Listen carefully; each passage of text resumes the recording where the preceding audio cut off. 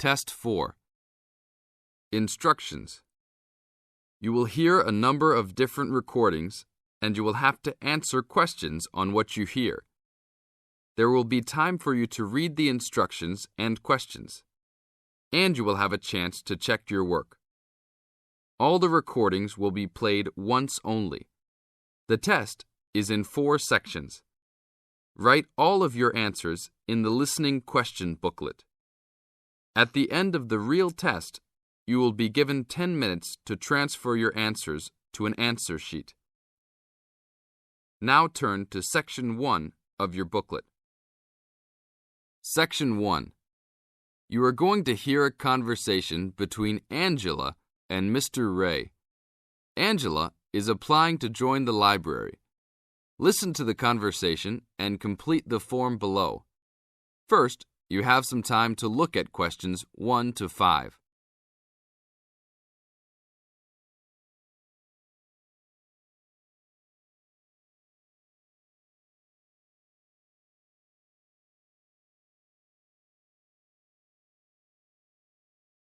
You will see there is an example which has been done for you. On this occasion only, the conversation relating to this will be played first. Hello, how can I join the library? Well, you need to make an application. Would you like to do it now? Yes, if I can. One moment and I'll get the form. Now, I just need to ask you a few questions before you sign at the bottom. Okay. Your full name, please. Angela Mary Price. Price? Yes, that's right. Angela's surname is Price, so in the example, Price has been written down after surname. Now we shall begin. You should answer the questions as you listen, because you will never hear the recording a second time. Hello, how can I join the library? Well, you need to make an application. Would you like to do it now? Yes, if I can. One moment and I'll get the form. Now, I just need to ask you a few questions before you sign at the bottom. Okay. Your full name, please. Angela Mary Price. Price? Yes, that's right. Okay, and your address? Apartment 3, 86 Bridge Street, Pimlico. Bridge Street. That's just near here, isn't it? Yes, not very far. Good. So the postcode must be 2065, right? Yes, that's right. Now, your telephone number. I need both home and work if you have them. My home number is 8763-5142, and work is 8456-1307. Do you need anything else like ID or something? Yes, your driver's license will do, if you have one. Right. It's easy to remember. I know it by heart. 4040AC. I'm afraid I'll also need to see it. Okay, here it is. Thanks. And your date of birth, please? 24 March 1981. Okay, thanks. That's the most important part completed. But if you don't mind, I'd also like to ask you a few questions for a survey we're conducting. Yes, that's okay.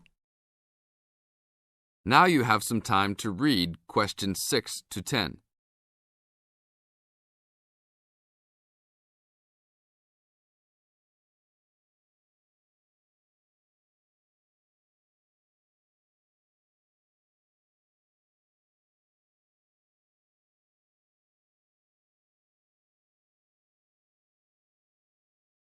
As the conversation continues, answer questions 6 to 10. What kind of books do you like to read? Here's a list to look at. Oh, it varies from time to time, but I always like to relax and learn about other countries I might visit one day. I don't like anything too heavy or serious, unless it's about animals or the environment. I'm not really into sport very much. Anything else? Well, I do like entertaining at home. You know, dinner parties. So I suppose you'll have something for me in that line. The pictures in those books always make me hungry, although they never seem to turn out exactly as they look in the books. Fine. I think that's all I need now, except I need you to sign here on the application form. Oh, and I almost forgot. The membership fee is $20, which is refundable if you no longer stay a member. There you are. Do I sign at the bottom here? Yes, that's right. You can borrow books now if you wish, although your membership card won't be ready until next week. So if you want to borrow today, you can pick up your card when you return your first books. That's if you want to take some now. I think I will, but I'll have a look around first. Okay, take your time. This is the end of Section 1.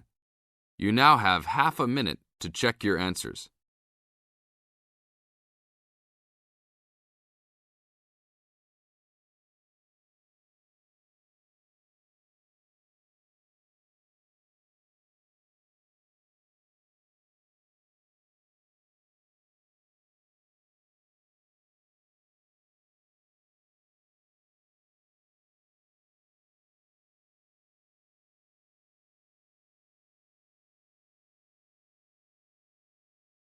Now turn to Section 2. Section 2. You are going to hear a lecture about dining services. First, you have some time to look at questions 11 to 14.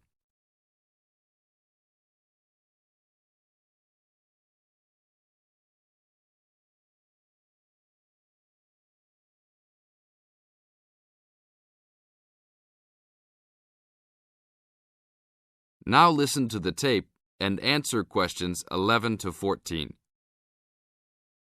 Welcome to the Dining Commons. This is the newest facility on campus, and I'm proud to say, also one of the best. I know that all university students miss eating home-cooked food. Well, this year, we are hoping to provide students with food and services that will make you feel at home, even without your family. The administration has been listening to the voice of the students. Students gave us frequent suggestions last year as to how we could improve the university. One of the most frequent suggestions was improving the dining options. We have been working hard all summer to come up with ideas that will make student life in the dormitories more pleasant. One of the new options we are offering in the dining facilities is variety in student meals. Last year, there was a set menu for every dinner, so if students didn't like the food, there was no choice. Students had to eat whatever was served. But this new dining facility has 3 completely unique areas, each with a different theme. At every meal, there will be 3 options for students to choose from. For example, there might be Italian food at station number 1, which might consist of pizza and pasta. At station number 2, there would be American food, consisting of hamburgers and hot dogs. At station number 3, there could be vegetarian soups and salads, accommodating all the vegetarians. We hope that with the greater selection of food, all students will find something to their liking. Now look at questions 15 to 20.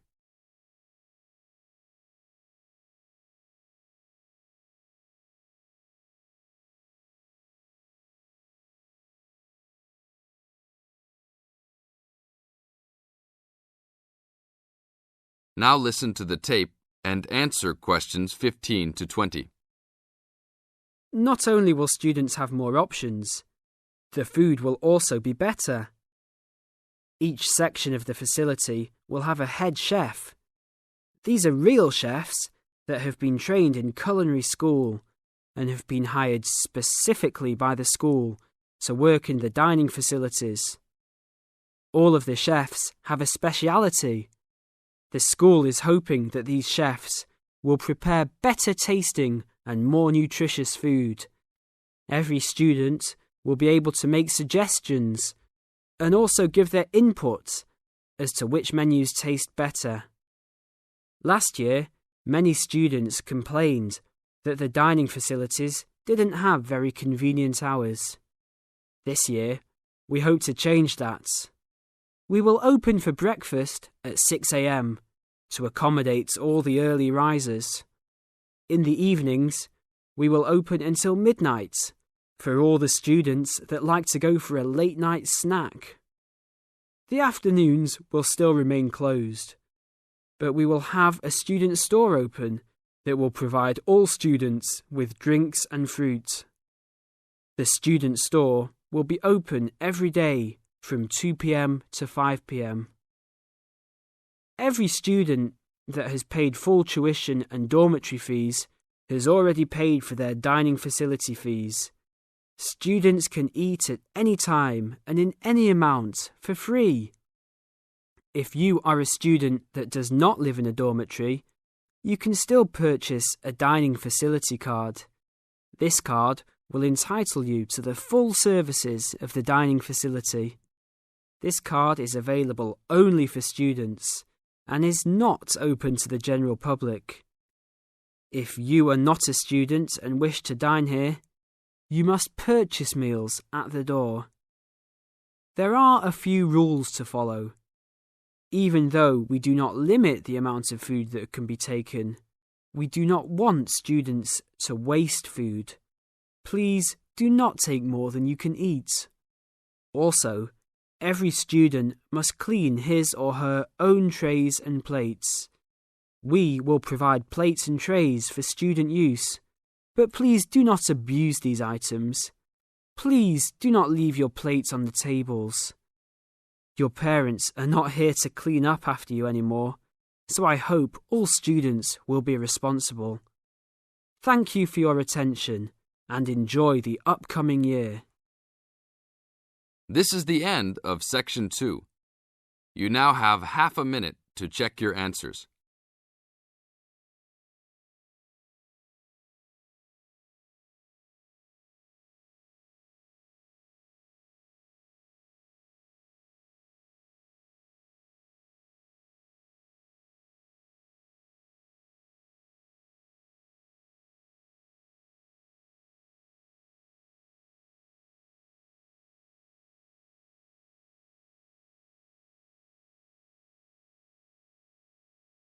Now turn to Section 3.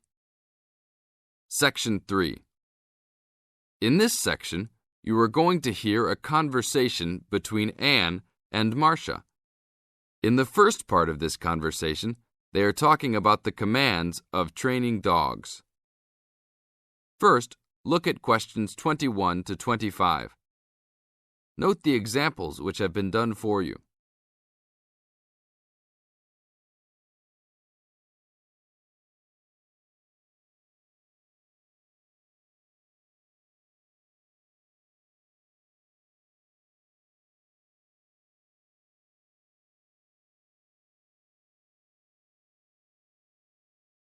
Now listen to the first part of the conversation and answer questions 21 to 25. Complete the table showing different commands for different forms of dog training.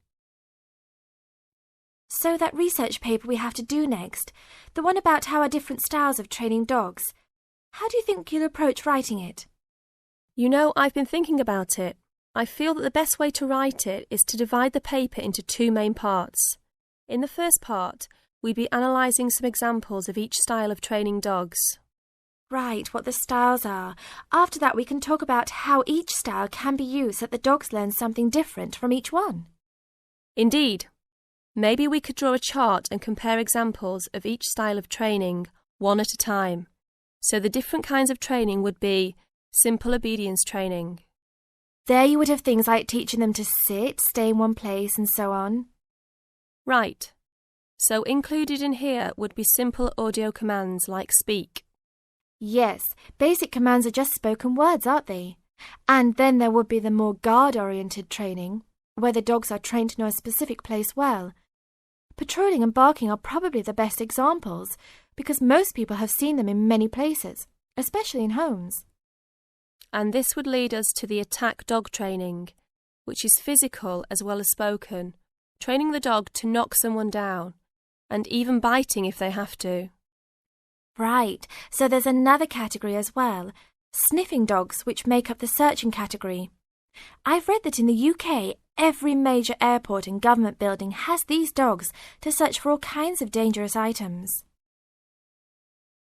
In the second part of the conversation, Anne and Marcia talk about all kinds of training and what kind of dogs they are suitable to. Look at questions 26 to 30.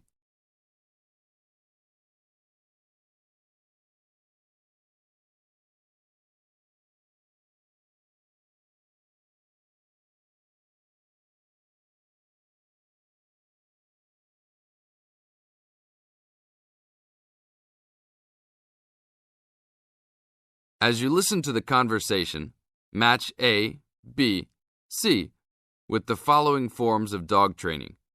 One has been done as an example for you. Listen carefully and answer questions 26 to 30. I can believe that. Well, we have a good list to build on. We're finally getting started now, so let's try to figure out when each type of dog training should be used. I guess we can start by trying to figure out the best situation for each type of dog training. What do you mean? What I mean is whether each type of training should be used with different kinds of dogs. We could use basic obedience training, for example, and ask whether it's more useful for a small dog, a medium-sized dog, and so on. In this case, I'd say obedience training is best with small dogs, because they tend to get excited easily, and this will help keep them out of trouble. Okay, that makes sense. Then let's look at physical training. Even though some people think it's ideal for every breed of dog, I think it's better suited to the larger kinds. Small dogs usually just aren't smart enough to understand the physical commands, and they can even get hurt from them. The specialised sniffing training is the same. I think they're better with the more intelligent breeds of dogs, and they're hardly ever useful with really small dogs. Attack training, however, can be useful for every kind of large dog, as long as the dog is treated well and given a lot of care and attention. All right, and what about guard training? Barking is an ideal way for small dogs to guard a home. I know they aren't big enough to stop a person, but making some noise is often all a dog needs to do. Other kinds of guard training like biting, though, are different. I'd always plan to teach those to a smart dog, give them a chance to use their brains and defend their homes. I'd have to agree. Trainers often just teach large dogs to bark at a person when they think something isn't right. But if they know how to use physical skills in a bad situation, they could save their owner's life someday. Yes, I suppose that different people would have different needs for their pets. Right, and different trainers would recommend different methods for different breeds. This is the end of Section 3. You now have half a minute to check your answers.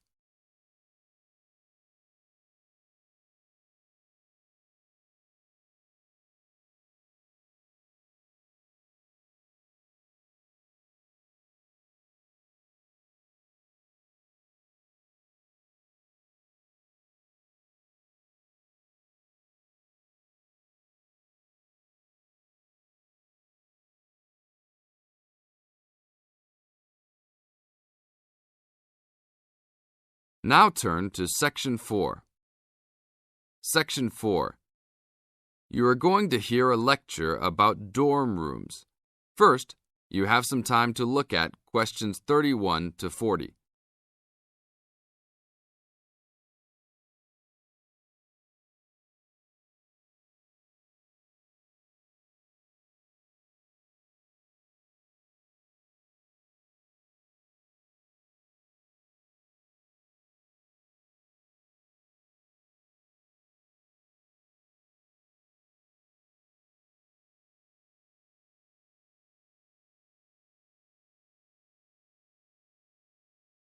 Now listen to the tape and answer questions 31 to 40. Welcome to your new home for the upcoming year. These dorm rooms are among the best in the nation and are the newest ones at this school. So I hope you will all learn to appreciate them and take good care of all the facilities here. I am Gina, and I will be residential advisor in this building for the year. Today I am going to tell you about some of the programs and facilities that are available to you. I will also be telling you the rules that everyone is expected to abide by. I will be asking you to give me your full attention for the next few minutes. I will first tell you about the facilities that are available to you. The dining facility is located on the first floor of the building. It is open 7 days a week from 7 a.m. to midnight. All the food offered to students is freshly made every day, and my own opinion is that the food is actually quite good. Feel free to come and grab a banana for breakfast or sit down with a group of friends for dinner. Although your meals are served buffet style, please do not waste food. All students are expected to clean their own tables after meals. In the basement of this building, there is a gym and recreational hall. The gym has workout equipment such as treadmills and weight sets. In the recreational hall, there are ping pong tables and a pool table for student use. You must sign in when using this equipment, and you will be held responsible for any damages or losses. The gym and recreational hall are open daily from 10 a.m. to 10 p.m. There is a kitchen located on the second floor of this building. Your dorm key will open this door. Inside there is a refrigerator, a microwave, an oven, and a stove. This room is open 24 hours a day, 7 days a week. If you decide to cook a meal, please be considerate to all the students and clean up after yourself. You can use some food in here, but please do not make a mess. Some students do end up having their food eaten from the fridge, so be careful. Don't leave anything that looks like it tastes really good. Do not leave pots and pans lying around in the kitchen. Please store these in your room. There are many programs being sponsored by our building this year. One of the most popular is our Saturday morning outings. In the past years, these trips have included going fishing, hiking, cycling, ice skating, and even going to the beach. There will be a listing of scheduled events coming out soon. The university sponsors these trips, so transportation will be provided. However, there are usually some costs associated, though they are usually minimal. Our building also has a volleyball team. All students who live in this building are welcome to join. Last year we won first place in the dorm league. Please sign up at the front desk if you are interested as soon as possible, as there are only 20 spaces available based on a first-come, first-served rule. The last things I want to talk about are the rules of our building. I know rules can be boring, but they are necessary to ensure the welfare of everyone living here. First, noise levels must be kept to a minimum after 11 p.m. Many students have early classes, so for those of you that have the luxury of sleeping until 10, please don't stay up late making lots of noise. Secondly, all visitors must sign in at the front door. Even if you have friends that are regular visitors, they must still always sign in. This rule is to prevent theft and robbery from occurring. Thirdly, alcohol and drugs are not permitted in this dorm in any place or at any time. Lastly, just be safe and have a great time. University is the greatest time of your life, so make the most of it. Thank you all for your attention. This is the end of Section 4. You now have 30 seconds to check your answers.